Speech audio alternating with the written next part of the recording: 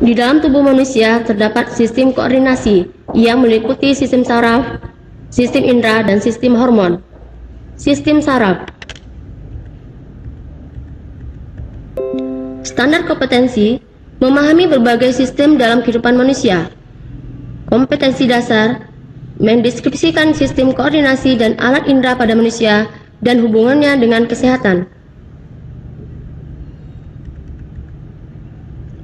Indikator mengidentifikasi struktur, fungsi, dan proses sistem koordinasi pada manusia. Mengkaitkan struktur, fungsi, dan proses sistem koordinasi pada manusia. Menjelaskan struktur, fungsi, dan proses sistem koordinasi pada manusia. Dalam sistem saraf, kita mengenal beberapa istilah. Reseptor, yaitu penerima rangsangan. Bagian yang berperan sebagai reseptor adalah alat indera. Input sensoris, yaitu penghantaran atau konduksi sinyal stimulus dari reseptor sensoris, misalnya sel-sel pendeteksi cahaya di mata ke pusat integrasi. Integrasi adalah proses penterjemahan informasi yang berasal dari stimulus reseptor sensoris oleh lingkungan, kemudian dihubungkan dengan respon tubuh yang sesuai. Output motoris, penghantaran sinyal dari pusat integrasi ke sel-sel efektor, sel-sel otot dan kelenjar yang mengaktualisasikan respon tubuh terhadap stimulus tersebut. Efektor berupa otot atau kelenjar.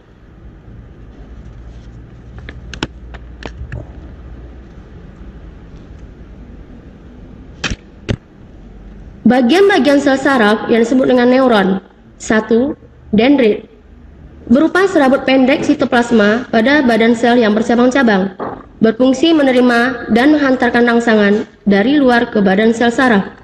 2. Neurit atau akson, merupakan serabut panjang dari sitoplasma, berfungsi menghantarkan rangsangan dari badan sel saraf satu ke sel saraf lain.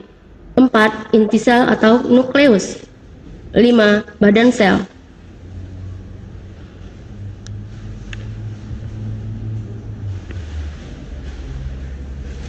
Berdasarkan fungsinya, neuron dibedakan menjadi 3. 1. Neuron sensorik, berfungsi menghantarkan rangsang atau impuls dari indera ke saraf pusat atau otak dan sumsum tulang belakang.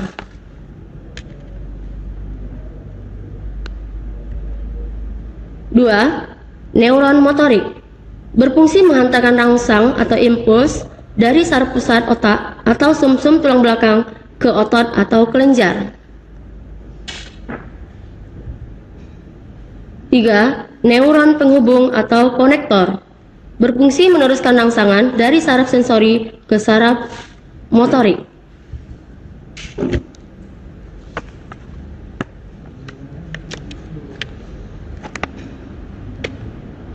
Pembagian neuron berdasarkan struktur. Ada 3 macam. 1. Neuron unipolar, yaitu memiliki 1 akson yang bercabang. 2. Neuron bipolar, memiliki 1 akson dan 1 dendrit. 3. Neuron multipolar, memiliki 1 akson dan sejumlah dendrit.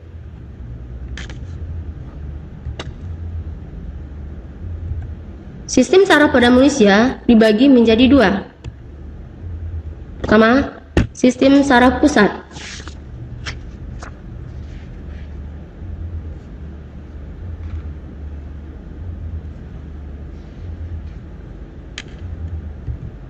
Kedua, sistem saraf tepi.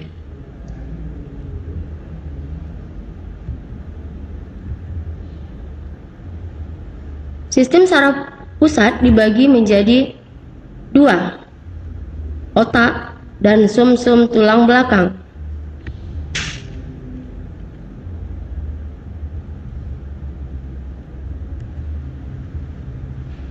Saraf tepi terbagi menjadi 2, saraf somatis dan saraf autonom.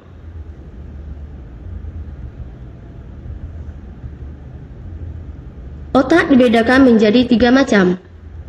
1. Cerebrum atau otak besar. 2. Cerebellum atau otak kecil. 3. Medulla oblongata atau sumsum lanjutan. Saraf somatis terbagi menjadi saraf kranial dan saraf spinal.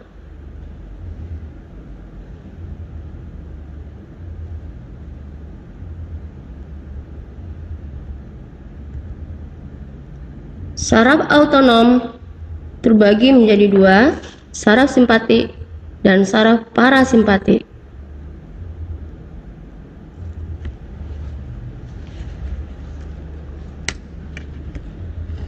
Otak besar atau cerebellum memiliki permukaan yang berlipat-lipat. Otak besar merupakan pusat pengaturan ingatan, kecerdasan, kesadaran, dan keinginan.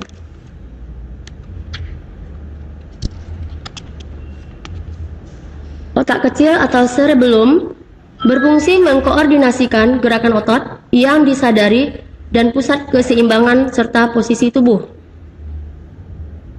Sumsum lanjutan atau medula oblongata juga disebut batang otak, merupakan penghubung sumsum tulang belakang dengan otak yang berfungsi menghantarkan impuls yang datang dari sumsum tulang belakang ke otak. Sumsum tulang belakang atau medula spinalis merupakan lanjutan dari medula oblongata. Sumsum tulang belakang terdapat di dalam rongga tulang belakang yang terletak memanjang, mulai dari ruas-ruas tulang leher sampai ruas tulang pinggang yang kedua.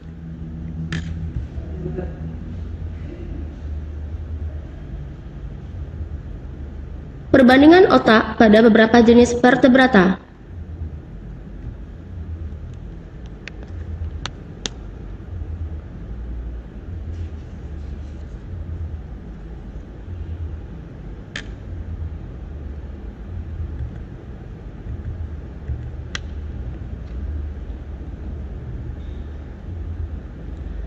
Kerja sistem saraf simpatik dan sistem saraf parasimpatik selalu berlawanan, sehingga keduanya dikatakan bersifat antagonis.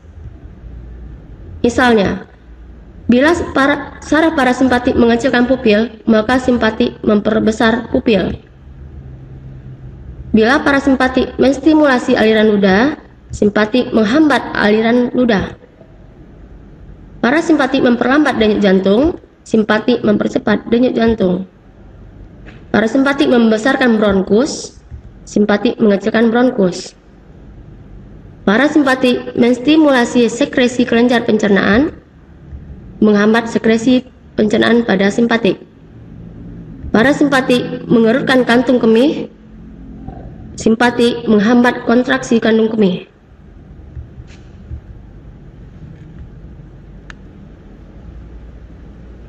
Terjadinya gerak. Gerak dibedakan menjadi dua. Pertama, gerak biasa.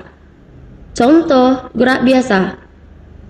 Bila kita ingin menangkap bola yang datang ke arah kita, bola yang datang merupakan rangsangan yang diterima oleh indera penglihatan, yaitu mata.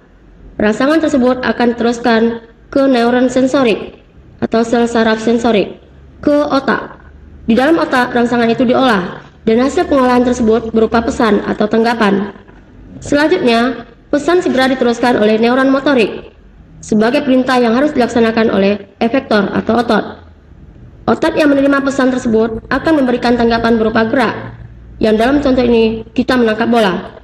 Jadi, jelaslah bahwa saat kita melakukan gerak menangkap bola, kita sadari. 2. Gerak refleks. Contoh gerak refleks: bila telapak tangan kita terkena benda yang tajam secara tidak sengaja, secara refleks atau tiba-tiba, kita akan menarik tangan kita dari benda tersebut. Timbulnya gerakan secara refleks tersebut merupakan reaksi cepat yang tidak disadari terhadap rangsangan. Mekanisme gerak refleks tersebut adalah bahwa rangsangan atau impuls berupa rasa sakit yang diterima oleh indera peraba, yaitu telapak tangan. Rangsangan akan diteruskan ke neuron sensorik, dan neuron sensorik rangsangan segera diteruskan ke neuron asosiasi atau neuron konektor di sumsum tulang belakang, dan tanpa diolah dalam otak, tanggapan langsung dikirim ke neuron motorik. Selanjutnya, dari neuron motorik, impuls segera disampaikan ke efektor, yaitu otot. Dalam contoh gerak refleks ini, otot memberikan tanggapan dengan menarik tangan kita dari benda tajam tersebut. Jadi, pada gerak refleks, impuls melalui jalan pendek atau jalan pintas.